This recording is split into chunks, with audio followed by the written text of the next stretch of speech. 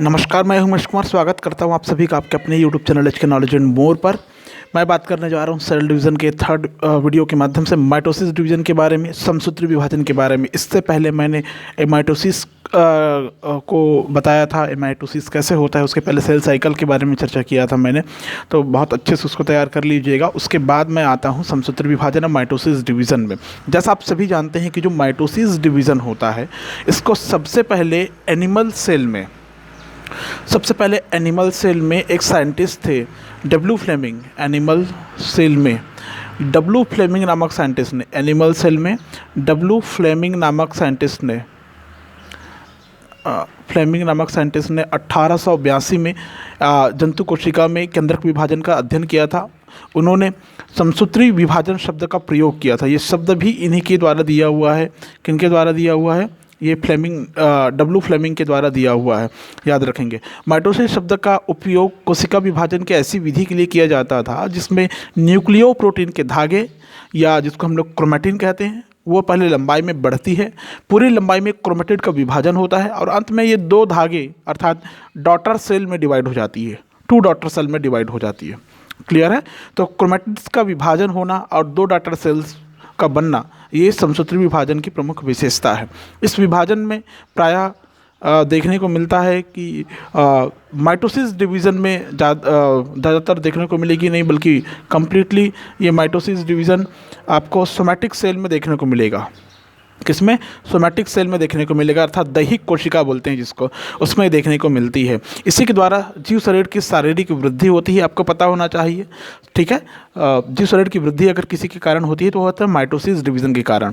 ठीक है ना, समझ में आया? तो ऐसा कोशिका विभाजन जिसमें गुणसूत्र के द्विगुणन के पश्चात केंद्रक विभाजन इस प्रकार होता है कि प्रत्येक डॉटर सेल में गुणसूत्रों की संख्या मातृ कोशिका में उपस्थित गुणसूत्रों की संख्या बराबर होती है, उसे समसूत्री विभाजन कहते हैं। मतलब जो पेरेंट सेल में है ना, ऐसा कोशिका विभाजन जिसमें गुणसूत्र का द्विगुणन के पश्चात केंद्रक का विभाजन कुछ ऐसे हो कि हर न्यू बनी डॉटर सेल में गुणसूत्रों की संख्या अपने पैरेंटल या मैटरनल या मातृ कोशिका में उपस्थित गुणसूत्रों की संख्या के बराबर हो, उसे समसूत्री विभाजन कहते हैं। नाम से स्पष्ट है, समसूत्री। माइटोज मीन्स होता है थ्रेड के बारे में बात करें तो न्यूक्लियो प्रोटीन या क्रोमैटिन नामक धागे से है।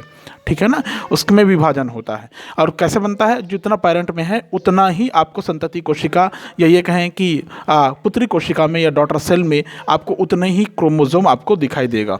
स्ट्रॉसबर्गर नामक साइंटिस्ट ने, ये तो एनिमल सेल हो गया, और इसमें आता है स्ट्रॉसबर्गर नामक जो साइंटिस्ट था, इन्होंने एनिमल सेल में, किसमें? एनिमल सेल में 1870 में स्ट्रॉसबर्गर नामक साइंटिस्ट ने प्लांट सेल में सेल डिवीज़न को देखा था, समसूत्री विभाजन का अध्ययन किया था। ठीक है, तो दोनों हो गए। एनिमल सेल के लिए डब्ल्यू फ्लेमिंग और प्लांट सेल के लिए स्ट्रॉसबर्गर नामक साइंटिस्ट ने इसका अध्ययन किया था। अब बात करते हैं माइटोसिस डिवीज़न के स्टेजेस के बारे में। तो इसकी 2 अवस्थाएं होती है। एक होती है जिसको हम लोग कहते हैं कैरियोकाइनेसिस। क्या बोलते हैं? कैरियोकाइनेसिस। पहला जो विभाजन होता है ये होता है कैरियोकाइनेसिस,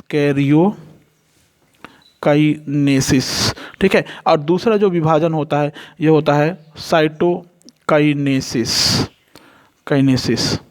ठीक है ना। कैरियोकाइनेसिस और साइटोकाइनेसिस। कैरियोकाइनेसिस कहने का मतलब होता है, ये ग्रीक वर्ड है, 2 ग्रीक वर्डों से मिलकर बना हुआ है। कैरियोन मीन्स होता है न्यूक्लियस और काइनेसिस मीन्स होता है डिवीज़न। ठीक है, 2 ग्रीक वर्ड से मिलकर बना हुआ है ये। ठीक है, ग्रीक वर्ड कौन कौन सा है? कैरियोन मीन्स होता है न्यूक्लियस, और काइनेसिस मीन्स होता है डिवीज़न। काइनेसिस मीन्स क्या होता है? डिवीज़न। ठीक है, मतलब जब केंद्रक का विभाजन हो तब वो कैरियोकाइनेसिस कहलाएगा। ऐसे ही साइटोकाइनेसिस में क्या होता है? साइटोकाइनेसिस में आपको ये सुनने और देखने को मिलता होगा कि साइटोकाइनेसिस में इसमें जीव द्रव्य का विभाजन होता है। किसका विभाजन होता है? कोशिका नाभिक के विभाजन के बाद कोशिका द्रव्य का, मतलब जो साइटोप्लाज्म रहता है, ये साइटो मीन्स होता है साइटोप्लाज्म, काइनेसिस मीन्स होता है डिवीज़न। अर्थात जब कोशिका द्रव्य में विभाजन हो जिसके पश्चात पहले ये केंद्रक दो भागों में विभाजित हो जाती है, उसके बाद होता है साइटोकाइनेसिस, ये दो भागों में बढ़ जाती है। अर्थात आप एक सेल से बाद में दो सेल बनता हुआ आप दिखाई देता है या आप देख सकते हैं। ठीक है, तो मैं पहले बता रहा हूँ कैरियोकाइनेसिस में प्रोकैरियोकाइनेसिस को, उसके बाद में इसके साइटोकाइनेसिस बताऊंगा, उसके बाद इसमें इंपॉर्टेंस बताऊंगा। ठीक है, डिवीज़न कैसे होता है आखिर में इंपॉर्टेंस में चलेंगे। वीडियो को अंत तक देखिएगा, बहुत इंपॉर्टेंट सेल डिवीज़न है, बहुत आराम से और मैं हर चीज़ को क्लियर करते हुए बताने का प्रयास करूँगा। सारी चीज़ें आपको एक ही सीट में समझ में आ जाएगी, ऐसा मुझे लगता है। तो ध्यान से देखिएगा, वीडियो गौर से देखिएगा, अंत तक देखिएगा। वीडियो पसंद आएगा तो प्लीज़ वीडियो को लाइक करना, शेयर करना, कमेंट करना। चैनल पर पहली बार आए होंगे तो प्लीज़ सब्सक्राइब कर लेना ताकि किसी प्रकार की वीडियो आपको हमेशा प्राप्त हो।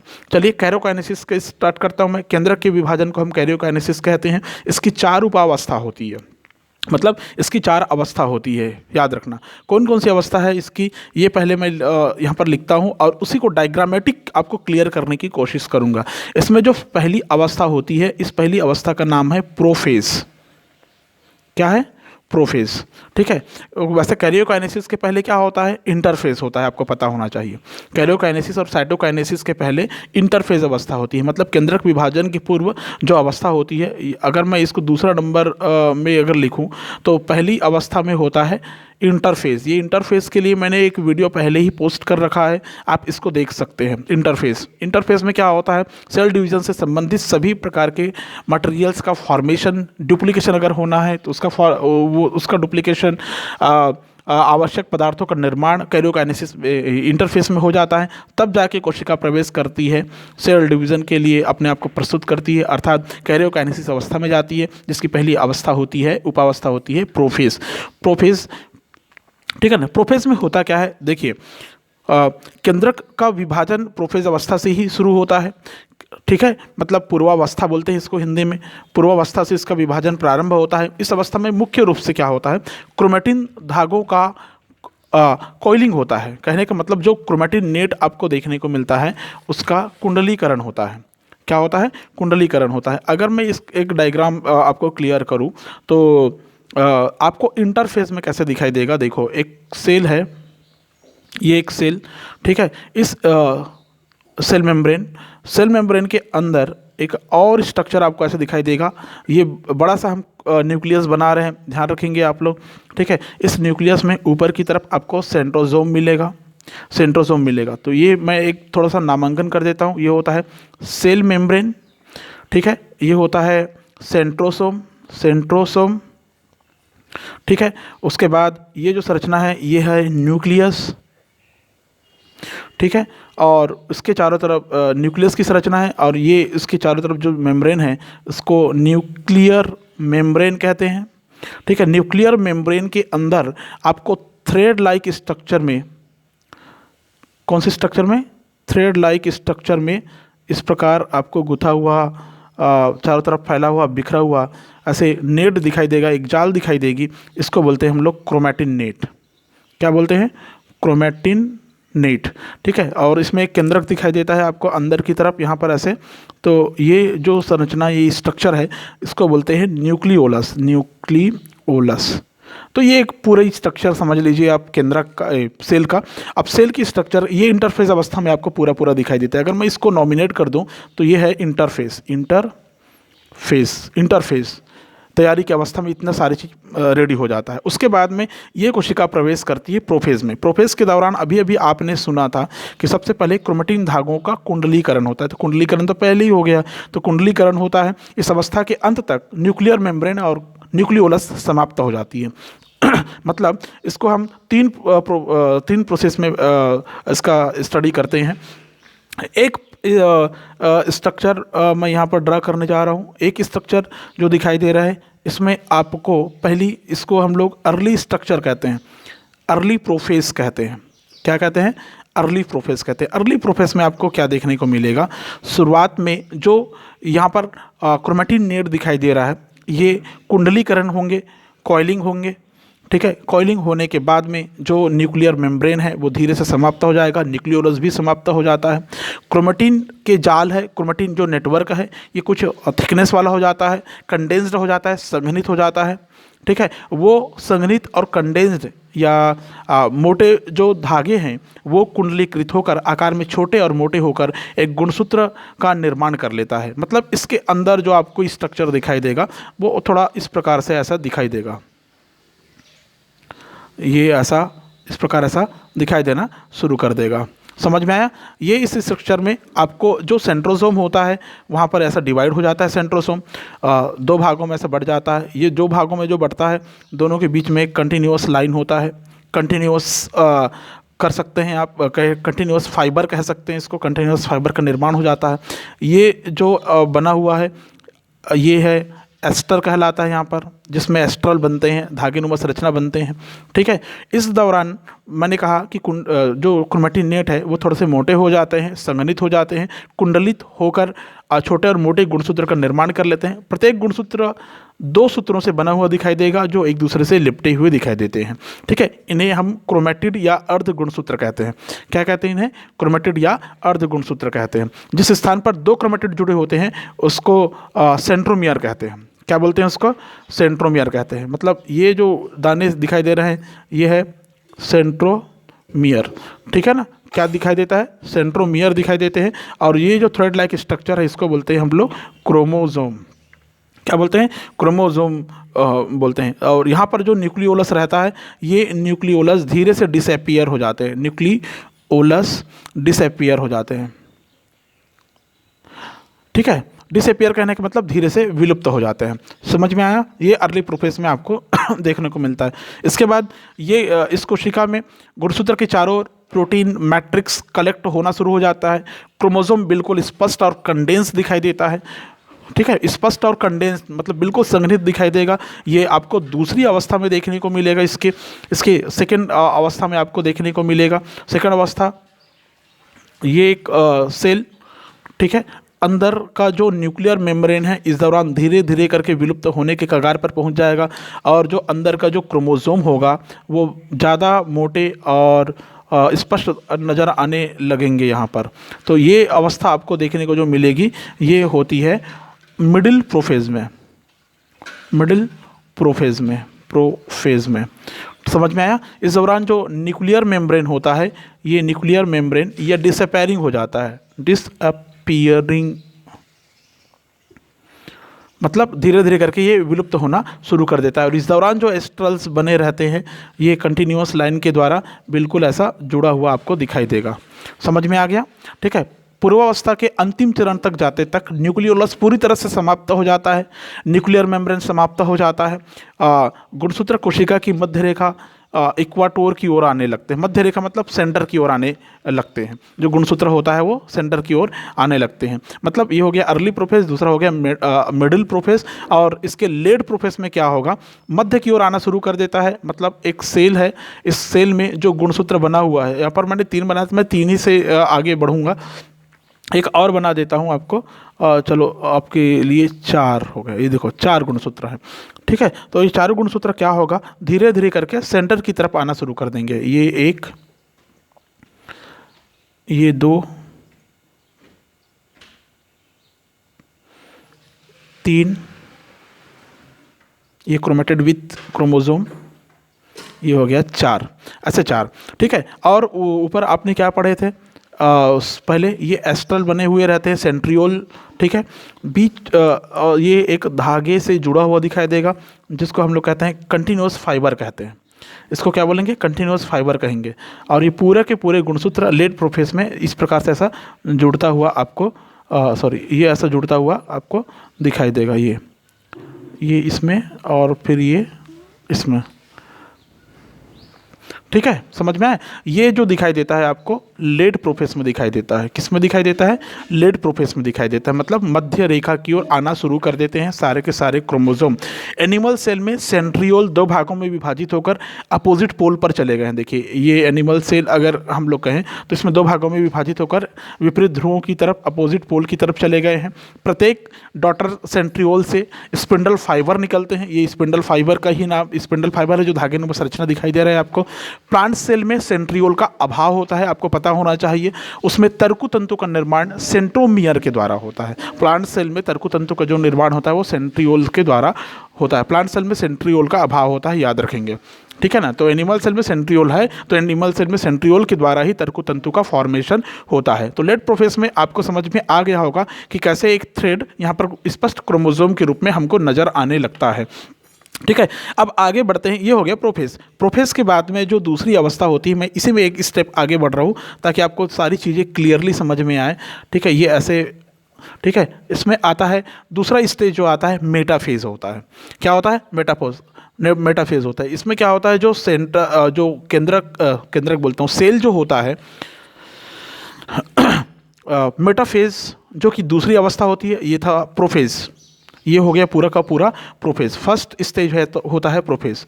उसके बाद में जो दूसरी अवस्था है, इसमें मैं यहीं पर लिख रहा हूँ मेटाफेज, क्योंकि इसमें मेरे को मेटाफेज बताना है।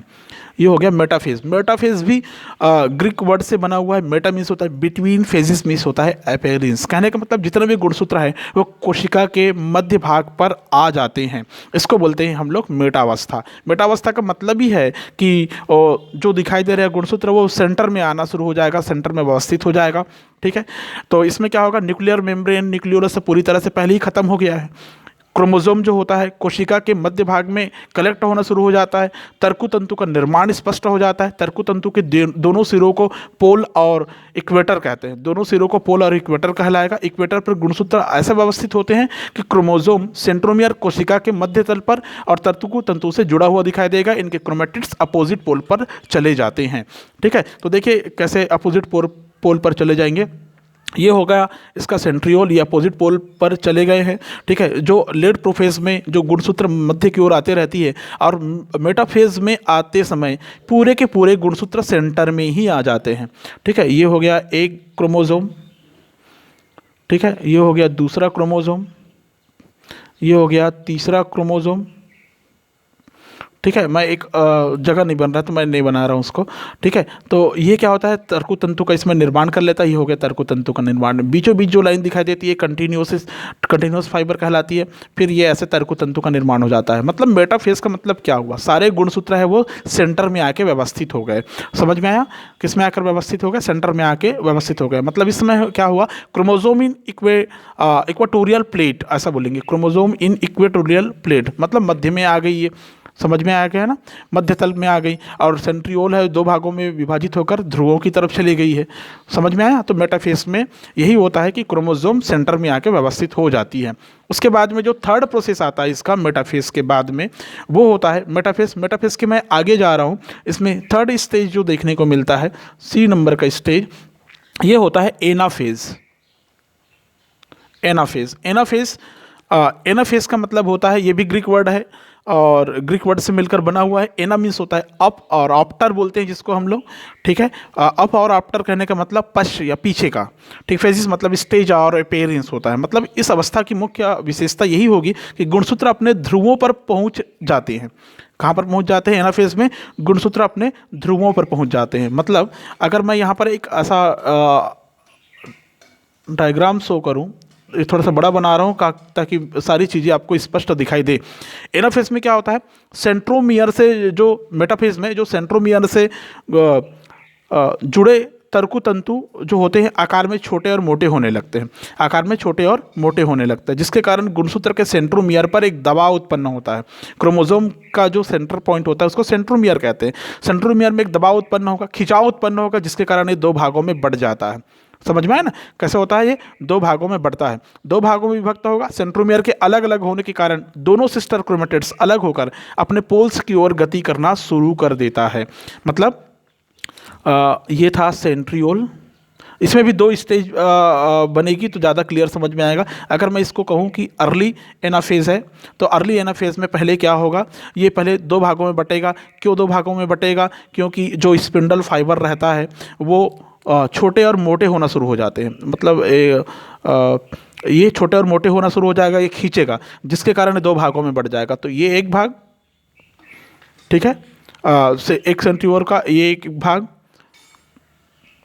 और इसी का दूसरा भाग का गुणसूत्र इस प्रकार का, ठीक है। तीन गुणसूत्र मैंने बनाया था तो तीन से ही मैं स्पष्ट कर रहा हूँ। ये और ये हो गया दूसरा, और ये हो गया तीसरा, ये हो गया चौथा। ऐसा ये क्यों खींचा और क्यों टूटा? क्योंकि जो स्पिंडल फाइबर है यहाँ पर तरकु, ये थोड़ा मोटे हो जाते हैं यहाँ पर ऐसे, ठीक है ना, ये मोटे हो गए। बीचों बीच कंटिन्यूअस लाइनें ध्यान रखेंगे ना आप, और थोड़ा स्पेस की कमी है इसलिए वो क्लियर यहाँ पर नहीं हो पाएगा, लेकिन आप यहाँ से समझ सकते हैं ये ऐसा मोटे हो जाते हैं। मोटे होने के कारण क्या होता है, ये एक दूसरे पोल पर ध्रुव की तरफ खींच जाते हैं। खींचने से सेंट्रोमियर दो भागों में बढ़ जाते हैं, उसके क्रोमेटिड्स भी अलग हो जाते हैं, ध्रुवों की ओर गति करना शुरू कर देते हैं। इस अवस्था में गुणसूत्र का जो सेंट्रोमियर होता है वो ध्रुवों एवं क्रोमेटिड कोशिका के मध्य की ओर झुके रहते हैं। क्रोमेटिड जो सेल है उसके मध्य की ओर झुके रहते हैं। इस प्रकार प्रत्येक ध्रुव पर गुणसूत्र का समूह एकत्रित हो जाता है। सेंट्रोमियर के विभाजन के कारण दोनों क्रोमेटिड्स अलग तो हो गए, दो गुणसूत्र बना देते हैं। इस समय ये क्रोमेटिड्स होते हैं जो अर्ली प्रोफेस में हमको, अर्ली एनाफेस में जो दिखाई देता है वो लगभग यू आकार का, कभी वी शेप का, कभी जे शेप का, कभी एल शेप के दिखाई देते हैं। सेंट्रोमियर के ध्रुवों में पहुंचते ही तरकु तंतु लुप्त हो जाता है। तो सेंट्रोमियर जैसे ही ध्रुवों की तरफ पहुंचते हैं तरकु तंतु विलुप्त हो जाते हैं। मतलब इसमें जो थर्ड डायग्राम बनेगा वो कैसे बनेगा, देखिए मैं इस तरफ खींच रहा हूँ, ठीक है ना। ये अर्ली एनाफेज था। अर्ली एनाफेज के बाद मैं बना रहा हूँ यहाँ पर लेट एनाफेज। ये कोशिका है, लेट एनाफेज का निर्माण कर रहा हूँ मैं, ध्यान रखेंगे। ये हो गया इसका एस्ट्रल या सेंट्रियोल, दोनों पोल पर जो पहले से पहुंच चुकी है। और यहाँ पर जो एनाफेज है, एनाफेज अर्ली एनाफेज में आपने देखा कि दो भागों में बटी हुई जो क्रोमेटिड है सेंट्रोमियर की सहायता से, अब क्या होगा, वो ध्रुवों की तरफ खींचेगा। किस ओर खींचेगा? ध्रुवों की तरफ खींचते जाएगा। मतलब लेट एनाफेज में क्या होगा, पूरे ये गति कर देगा, ये इधर गति करेगा और ये इधर गति करेगा, मतलब ध्रुवों की तरफ जाएगा। ध्रुवों की तरफ गति करेगा तो क्या होगा, ये बिल्कुल ऐसे पास में आके थोड़ी देर के लिए व्यवस्थित हो जाएगा। मैंने 3 बनाया तो 3 ही से इस ये क्रोमेटिड इसके, ठीक है। और इधर के क्रोमेटिड इधर इस पोल की तरफ आ जाएगा, इधर थोड़ा सा पास में, ठीक है, ये और ये ऐसे, ठीक है ना। तो ये जो आपको तंतु दिखाई दे रहा है स्पिंडल फाइबर, ये खींचा हुआ दिखाई देगा आपको अपनी तरफ। कौन खींच रहा है? ध्रुव की तरफ खींच रहा है, ऐसा समझ सकते हैं। ध्रुव अपनी ओर खींच रहा है, ऐसा समझ सकते हैं। इस दौरान यह स्पिंडल फाइबर है धीरे से यहाँ पर नष्ट होना शुरू हो जाता है, लेकिन नष्ट होता नहीं है। आपको ये समझाने के लिए बताया जाता है कि ये ऐसे खिंचाया है, और ये एनाफेज में जो क्रोमोसोम डिवाइड हुआ है सेंट्रोमियर से, वो धीरे धीरे करके एनाफेज में सेंट्रियोल या ध्रुवों की तरफ एकत्र होना शुरू कर देता है। ये कहलाता है लेट लेट एनाफेज।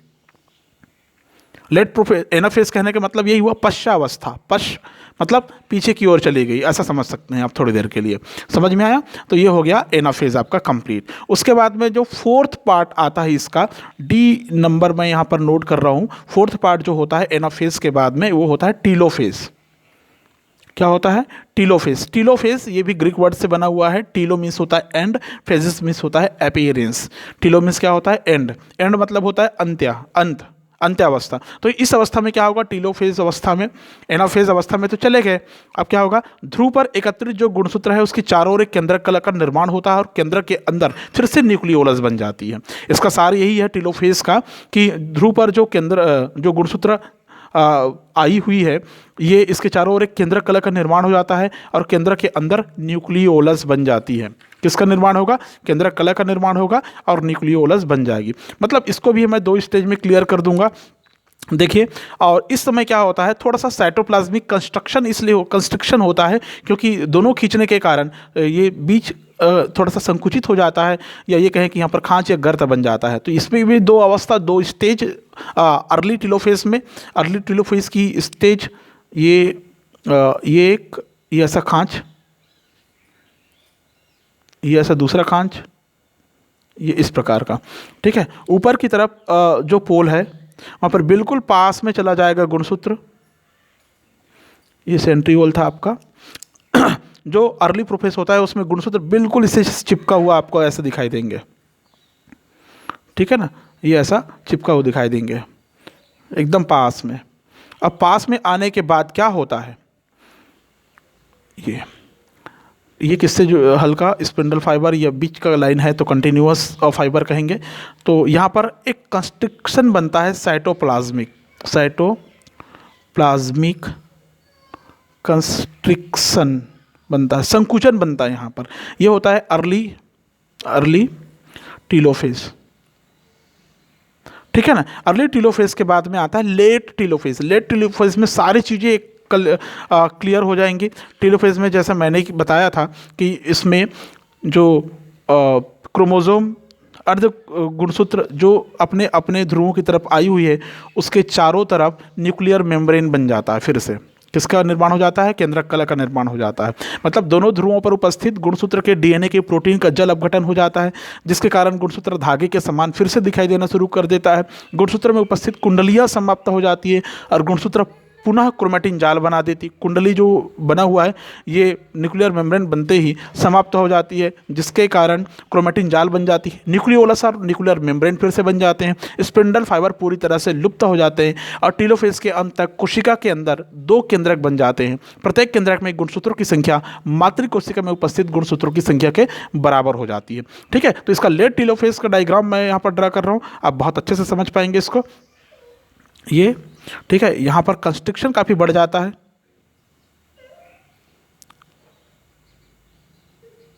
ये इस प्रकार की, ठीक है।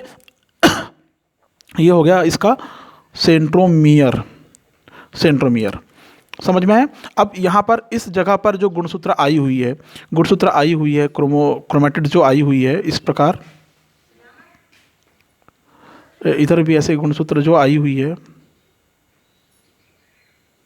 इसके चारों तरफ न्यूक्लियर मेम्ब्रेन का फॉर्मेशन हो जाता है। फिर से किसका फॉर्मेशन हो जाता है? न्यूक्लियर मेम्ब्रेन का ऐसे फॉर्मेशन हो जाता है। समझ में है ना, किसका फॉर्मेशन हो गया? न्यूक्लियर मेम्ब्रेन का फॉर्मेशन हो गया। न्यूक्लियर मेम्ब्रेन का फॉर्मेशन हो जाता है। यहाँ पर आपको अंदर न्यूक्लियोलस भी बनता हुआ दिखाई देगा, न्यूक्लियोलस भी बनता हुआ दिखाई देगा। दोनों तरफ वही संरचना आपको देखने को मिलेंगी। समझ में है। इस दौरान क्या होता है, जो स्पिंडल फाइबर यहाँ पर बना हुआ रहता है वो क्या हो जाता है? टूट जाता है, ब्रेक डाउन हो जाता है। ये ऐसा स्पिंडल फाइबर जो बना हुआ रहता है वो टूट जाता है। समझ में आया। तो लेट टीलोफेज के डायग्राम से आपको ये समझ में आता है कि जो क्रोमैटिड यहाँ पर केंद्रक की तरफ, ध्रुवों की तरफ गई हुई है, उसके चारों तरफ न्यूक्लियर मेम्ब्रेन बन गया, न्यूक्लियोलस बन गया, जो कोइलेड है वो समाप्त हुई, कुंडलियाँ समाप्त हो गई, फिर से क्रोमैटिन नेट में कन्वर्ट हो जाता है। ये कैसे कन्वर्ट हो जाता है? फिर से क्रोमैटिन नेट में कन्वर्ट हो जाता है। समझ में आया। क्रोमैटिन नेट में कन्वर्ट हो जाता है का मतलब ये प्राइमरी अवस्था में चली जाती है, जैसे शुरुआती अवस्था हमने देखा था। हाँ, उससे भी पहले की अवस्था में चली जाती है, इंटरफेज वाले अवस्था की तरफ चली जाती है। लेकिन अभी भी क्या बचा है देखिए, अभी तो सिर्फ केंद्र न्यूक्लियर मेम्ब्रेन इधर बना है, इधर बना है, 2 बना है। ठीक है ना, 2 बना है का मतलब 2 केंद्रक का निर्माण होता है। मतलब यहाँ पर केंद्रक 2 भागों में बढ़ गई। क्या बढ़ गई? केंद्रक 2 भागों में बढ़ गई। केंद्रक के 2 भागों में बंटने के बाद सबसे आखिरी स्टेज जो आपको देखने को मिलता है वो होता है second part of cell division, cytokinesis. यहाँ पर होगा साइटोकाइनेसिस। साइटोकाइनेसिस, साइटोकाइनेसिस मतलब होता है कोशिका द्रव्य का विभाजन। कोशिका द्रव्य का विभाजन कैसे होगा? आपने देखा अभी केंद्रक का ही विभाजन हुआ है। अब क्या होता है, धीरे धीरे करके इसमें जो खांच बनी हुई है, मतलब कोशिका का नाभिक के विभाजन के बाद, ये नाभिक का विभाजन हो गया, उसके बाद कोशिका द्रव्य का 2 पुत्री कोशिकाओं में विभाजन होना साइटोकाइनेसिस कहलाता है। जंतु और पादप कोशिका में दोनों में अलग अलग होता है। ठीक है, कैसे? जंतु कोशिका में कोशिका द्रव्य विभाजन क्लीवेज विधि या विदलन के द्वारा होता है, जिसमें कोशिका के मध्य एक कंस्ट्रिक्शन उत्पन्न होता है। ये जो बना हुआ है ये एनिमल सेल का है। ठीक है ना, एनिमल सेल का है। ठीक है ना, इसके बीच में कंस्ट्रिक्शन उत्पन्न हुआ जिसे सेल फोरो बोलते हैं इसको। ये जो कंस्ट्रिक्शन है इसको क्या बोलेंगे? सेल फोरो बोलते हैं, मतलब कोशिकी खांच बोलते हैं। यह संकीर्णन टीलोफेज के बाद बनता है और अंदर की ओर धीरे धीरे गहरा होकर अंत में कोशिका को 2 भागों में बांट देती है। 2 भागों में कैसे बांटेगी ये कोशिका को? देखिए यहाँ पर जो खांच है ये बिल्कुल अंत तक चला जाएगा ये खांच, और यहाँ से 2 सेल का फॉर्मेशन कर ले गई, ये एक और ये दूसरा, ये सेल ऐसा। ठीक है ना, समझ गए। तो यहाँ पर क्या है, एक एक सेंट्रोसोम इसके पास में रहेगा। अगर जंतु कोशिका है तो पादप कोशिका है तो वहाँ पर सेंट्रोसोम नहीं रहेगा, ये याद रखना आप लोग। सेंट्रियोल नहीं पाया जाएगा उसमें। ठीक है ना। तो यहाँ पर हमने पढ़ा था टीलोफेज के अंत में किसका फॉर्मेशन हुआ है जी? न्यूक्लियर मेम्ब्रेन का निर्माण हो गया। इसमें भी एक न्यूक्लियर मेम्ब्रेन का निर्माण हो गया, अंदर एक न्यूक्लियोलस बन जाता है, अंदर एक न्यूक्लियोलस बन जाता है। ठीक है, और यहाँ पर आपको फिर से क्रोमोसोम वैसे ही दिखाई देना शुरू कर देता है जैसे शुरुआती अवस्था में आपको देखने को मिल रहा था। तो इस प्रकार, और अंत में हम यह कह सकते हैं कि इसमें जो गुणसूत्र की संख्या है वो मातृ कोशिका के समान या बराबर रह जाती है। ठीक है, तो ऐसे दो भागों में ये बढ़ गई, मतलब दोनों क्या कहलाएगा, डॉटर सेल कहलाएगा, डॉटर सेल कहलाएगा। समझ में आया? पुत्री, दो पुत्री कोशिका में कन्वर्ट हो गई। जंतु कोशिका में हुआ खांच के द्वारा बना। ठीक है, लेकिन पादप कोशिका की अगर बात करें तो पादप कोशिका के चारों ओर मोटी कोशिका भित्ति पाई जाती है, आपको पता है। साइटोकाइनेसिस की क्रिया वहाँ पर संकीर्णन विधि के द्वारा नहीं होती प्लांट सेल में। पौधों में ये कोशिका पट्टी सेल प्लेट निर्माण के द्वारा प्रारंभ होती है। ठीक है, अगर यहीं पर अगर मैं कहूँ कि ये प्लांट सेल है, प्लांट सेल है तो ये कैसे बनेगा, देखिए प्लांट सेल है तो याद रखना प्लांट सेल में सेंट्रियोल नहीं पाया जाता। ठीक है ना, वहाँ पर ये खांच नहीं बनता, वहाँ पर क्या बनेगा, सीधा सीधा ऐसे एक कोशिका रहेगी। ठीक है, एक कोशिका रहेगी और अंतिम अवस्था में आपको ऐसा बताया जाता है कि टीलोफेज में यहाँ पर जो गुणसूत्र है वो इस प्रकार ऐसे एकत्रित हो जाते हैं, ये चारों तरफ ऐसे एकत्रित हो जाएंगे क्रोमोसोम। ठीक है, यहाँ पर एक ऐसा न्यूक्लियस का फॉर्मेशन होता है, पहले ही टीलोफेज की अवस्था में न्यूक्लियस का फॉर्मेशन होता है और सेंटर पॉइंट की तरफ, ठीक है, चूँकि कोशिका भित्ति इसकी मोटी होती है तो इसमें संकीर्णन नहीं होता, तो इसमें बीच में एक सेल प्लेट बनता है, सेल प्लेट बनता है किसमें, प्लांट सेल में, प्लांट सेल में याद रखेंगे आप लोग। एनिमल सेल में कंस्ट्रिक्शन बनता है, सेल फैरो बनता है, मतलब संकीर्णन होता है। प्लांट सेल में सेल प्लेट बनता है। सेल प्लेट के द्वारा, ये प्लेट क्यों बना जानते हो, कोशिका द्रव्य में बहुत सारे प्रकार के एक्टिविटीज़ होते रहती है, बाद में एक्टिविटीज़ के पश्चात कई प्रकार के कार्बनिक पदार्थ यहाँ पर जमा हो जाते हैं, अपशिष्ट पदार्थ जमा हो जाते हैं, यहाँ पर एक पट्टी का फॉर्मेशन करती है, दोनों ध्रुवों के मध्य में एक पट्टी का निर्माण करना शुरू कर देती है। मध्य रेखा पर गोल्जी काय जो होता है, वेसिकल और अंतःप्रद्रव्य जालिका की झिल्ली में रचनाओं के इकट्ठा होने पर उनके फ्यूज़न के द्वारा ये बनी हुई रहती है। किससे बनती है, गोल्जी काय के वेसिकल और एंडोप्लाज्मिक रेटिकुलम की झिल्ली में रचना के इकट्ठा होने पर बनती है, उनके संलयन होने से बनती है। और कैरियोकाइनेसिस और साइटोकाइनेसिस की क्रिया पूर्ण होने के बाद एक मातृ कोशिका से दो डॉटर सेल का निर्माण हो जाता है। मतलब सेल प्लेट से यहाँ पर दो भाग में आपको ये एक और ये दूसरा डॉटर सेल में कन्वर्ट हो जाएगी, ये होता है प्लांट सेल में। ठीक है, ये हो गया संपूर्ण विभाजन कैरियोकाइनेसिस और साइटोकाइनेसिस का। कैरियोकाइनेसिस और साइटोकाइनेसिस के बाद में आता है कोशिका पट्ट निर्माण, आप समझ गए होंगे। ठीक है, वहाँ पर कोशिका पट्ट में कैल्शियम पेक्टेट और लेमिली का निर्माण हो जाती है, आपको ये पता होना चाहिए। ठीक है, पेक्टेट हेमोसेल्यूलोज और सेल्यूलोज कुछ पॉलीसेकेराइड्स के जमाव के कारण वहाँ पर सेल प्लेट बनता है। अब मैं बात करता हूँ इसकी विशेषता, तो आपको सब में समझ में आ गया होगा, लेकिन थोड़ा सा इसमें विशेषता बताना चाहूँगा। ये केवल सोमैटिक सेल में होती है। इस विभाजन में जो मातृ कोशिका, पैरेंट कोशिका होती है, उसी के समान संतान में भी बनती है, संख्या में उतनी ही बनती है। डॉटर सेल जो आखिरी में बना हुआ है, गुणसूत्रों की संख्या जनक के समान हो गई, क्रॉसिंग ओवर इसमें नहीं होता, बिल्कुल जनक के समान होती है।